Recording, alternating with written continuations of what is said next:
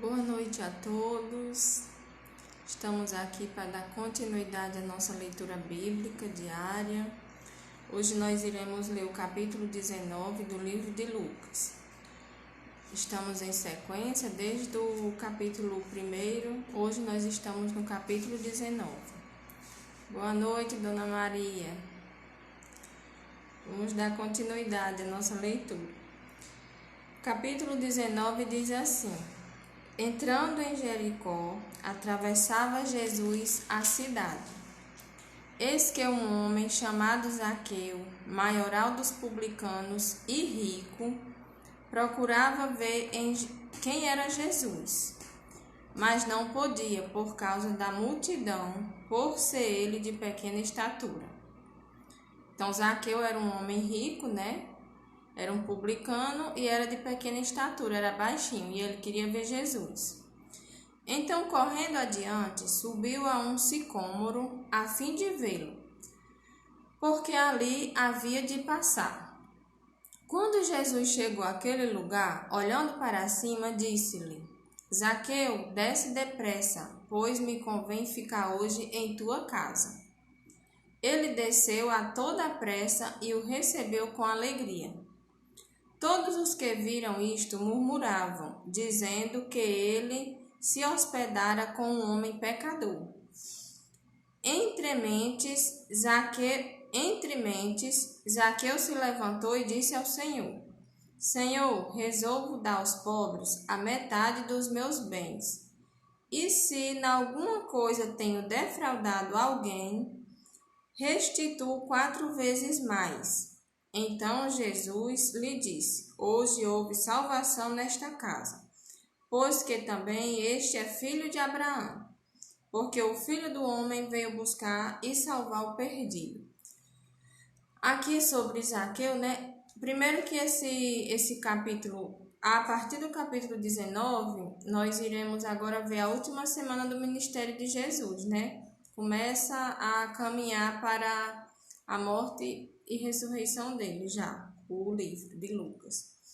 E aqui nós lemos sobre Zaqueu, né? Zaqueu era um dos publicanos, ele era chefe dos publicanos, e ele era muito rico porque ele extorquia impostos, ele extorquia dinheiro, ele cobrava altos impostos, né? E as pessoas não gostavam dele por conta disso, né? Porque ele era um homem, assim, como se fosse ladrão, né? Ele cobrava impostos além do que era para cobrar. Então, ele não era uma pessoa justa. Só aí as pessoas reprovaram a atitude de Jesus, porque Jesus foi para a casa de Zaqueu, né? Mas o que para Jesus foi o importante? Porque Zaqueu, ele se arrependeu, ele mudou suas atitudes. Ele disse até a Jesus que iria dar metade dos bens dele às pessoas, aos pobres, e que se ele tivesse defraudado alguém, ele iria restituir 4 vezes o tanto, 4 vezes mais do que o que ele tinha tirado de alguém. Então, por causa disso, ele mudou, né? Mudança na atitude dele, por causa disso, ele também ganhou a salvação, né? Porque o que importa para Jesus não é se a pessoa é pecador no seu passado, o que importa é o presente e o futuro, né? Então, Zaqueu, ele recebeu a salvação de Jesus. Ouvindo eles estas coisas, Jesus propôs uma parábola. Visto estar perto de Jerusalém e lhes parecer que o reino de Deus havia de manifestar-se imediatamente, então disse: certo homem nobre partiu para uma terra distante, com o fim de tomar posse de um reino e voltar. Chamou 10 servos seus, confiou-lhes 10 minas e disse-lhes: negociai até que eu volte. Mas os seus concidadãos o odiavam e enviaram após ele uma embaixada dizendo: não queremos que este reine sobre nós. Quando ele voltou, depois de haver tomado posse do reino, mandou chamar os servos a quem dera o dinheiro, a fim de saber que o negócio cada um teria conseguido.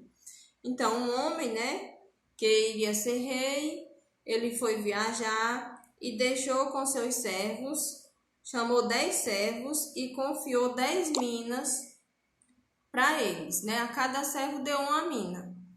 E ele viajou. Quando ele voltou, ele chamou os servos e foram prestar conta do que ele tinha deixado com eles.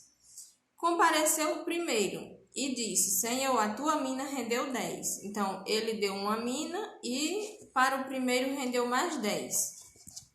Respondeu-lhe o Senhor: Muito bem, servo bom, porque foste fiel no pouco, terás autoridade sobre 10 cidades.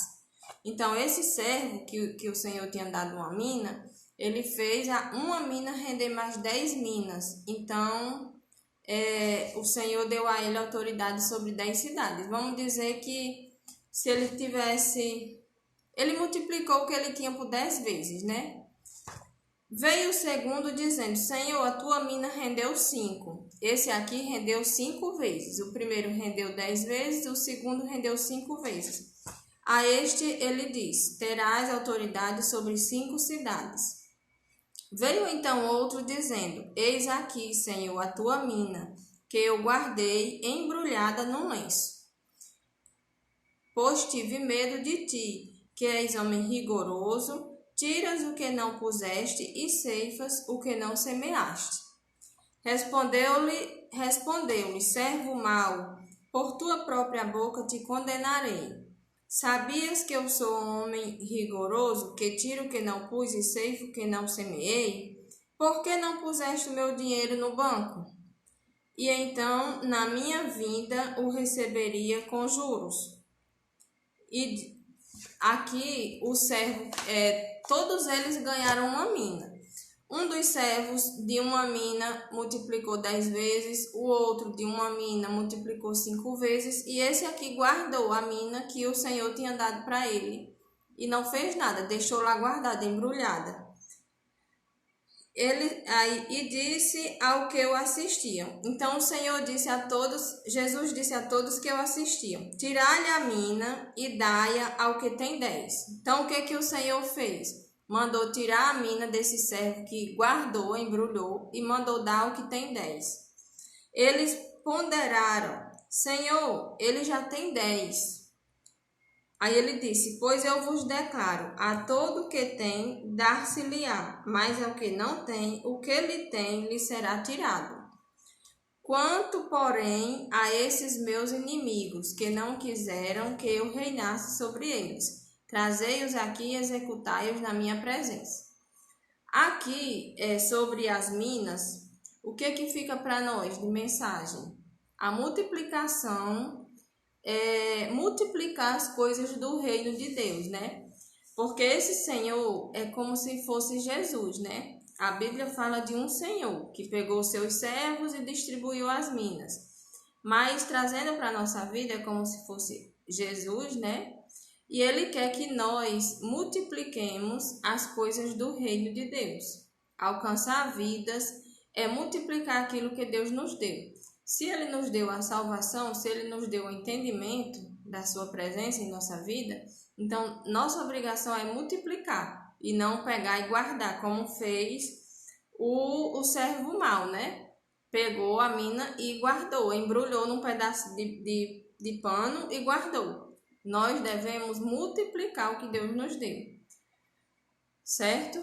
E aqui, sobre essa parábola das minas, mostra para nós o perigo de não fazermos nada, de ficarmos parados, guardar o que Deus nos deu e não fazer nada com ele, com o que a gente tiver. E dito isto, prosseguia Jesus subindo para Jerusalém.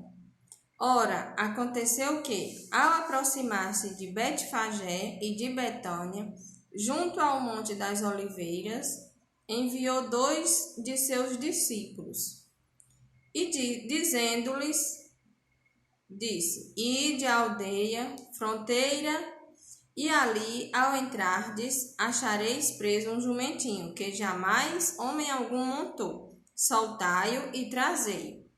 Então, Jesus disse aos seus discípulos, né, que fosse à aldeia e pegasse um jumentinho que ninguém ainda tinha montado nele e trouxesse. Se alguém vos perguntar por que o soltais, respondereis assim, porque o Senhor precisa dele. E indo os que foram mandados, acharam segundo lhes dissera Jesus.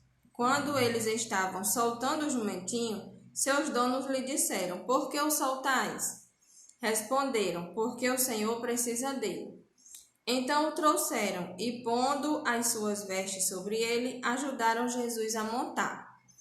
Indo ele, estendiam no caminho as suas vestes. E quando se aproximava da descida do Monte das Oliveiras, toda a multidão dos discípulos passou, jubilosa, a louvar a Deus em alta voz, por todos os milagres que tinha visto, dizendo, bendito és o Rei que vem em nome do Senhor, paz no céu e glória nas maiores alturas. Ora, alguns dos fariseus lhe disseram em meio à multidão, Mestre, repreende os teus discípulos. Mas ele lhe respondeu, asseguro-vos que se eles se calarem, as próprias pedras clamarão. Aqui é a entrada de Jesus, em Jerusalém. Jesus mandou seus discípulos pegar um jumentinho que nunca tinha sido montado por ninguém, e veio e entrou na cidade montado num jumentinho. O jumentinho representa a paz, porque Jesus ele veio para trazer paz e não para trazer guerra, Se ele tivesse vindo montado num cavalo, por exemplo, ele poderia ter vindo para guerrear com os poderosos daquela época, os fariseus, mas ele não veio para guerrear, ele veio para trazer paz.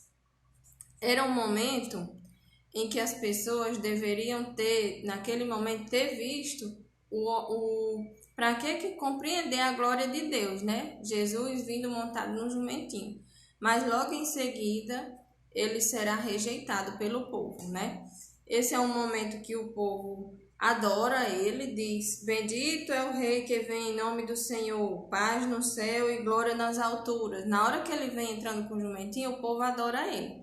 Mas logo depois ele vai ser rejeitado, As pessoas mudaram, as pessoas viam Jesus fazendo milagres, Jesus curando, Jesus ressuscitando mortos.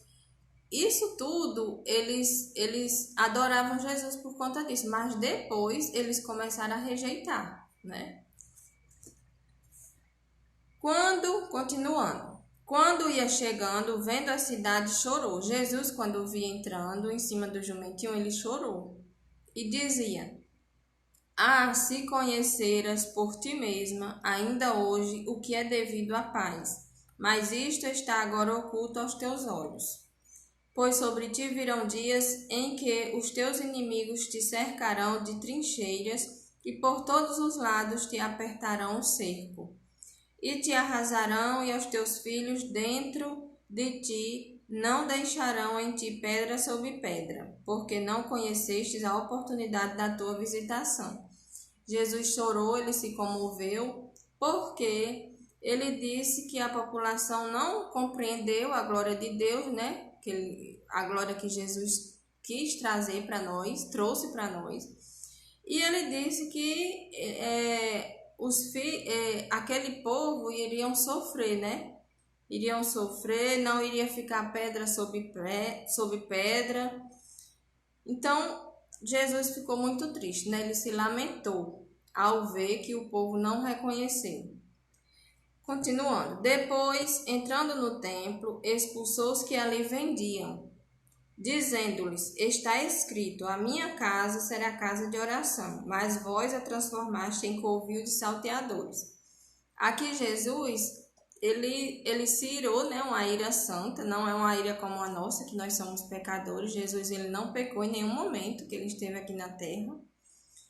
Ele irou-se por quê? Porque no templo estavam fazendo comércio, Estavam transformando o templo em covil de salteadores, comercializando, vendendo coisas, que não era esse o objetivo da casa de Deus.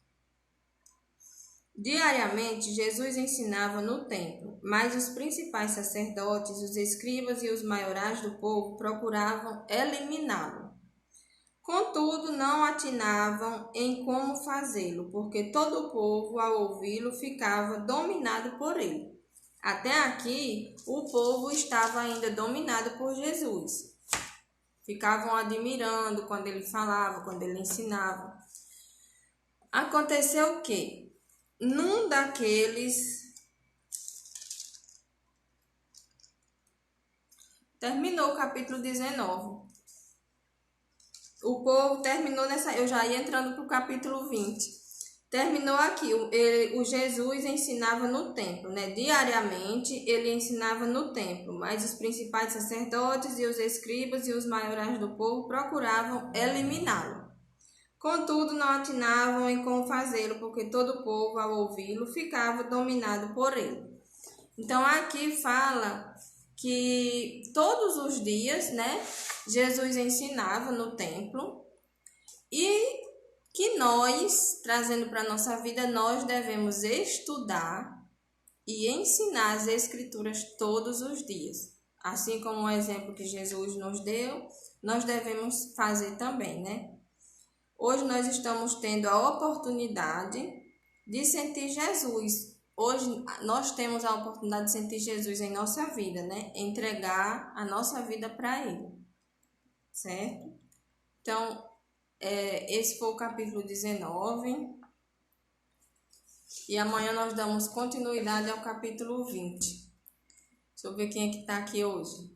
Tá Raíza, Fran. Boa noite, Fran. Elineuza, boa noite.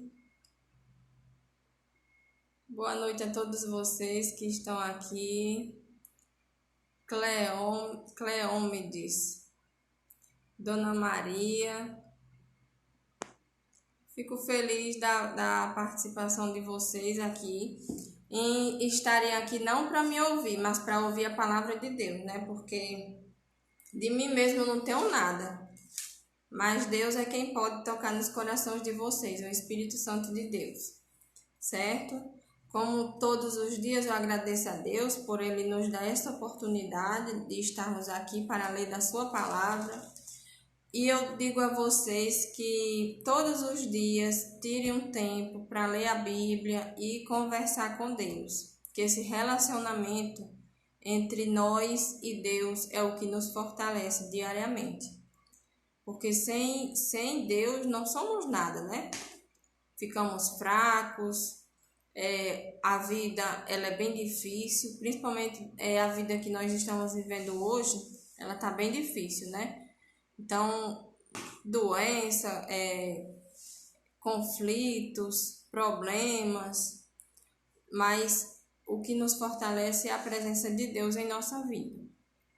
Tá bom? Então, boa noite para vocês e até amanhã, se Deus quiser.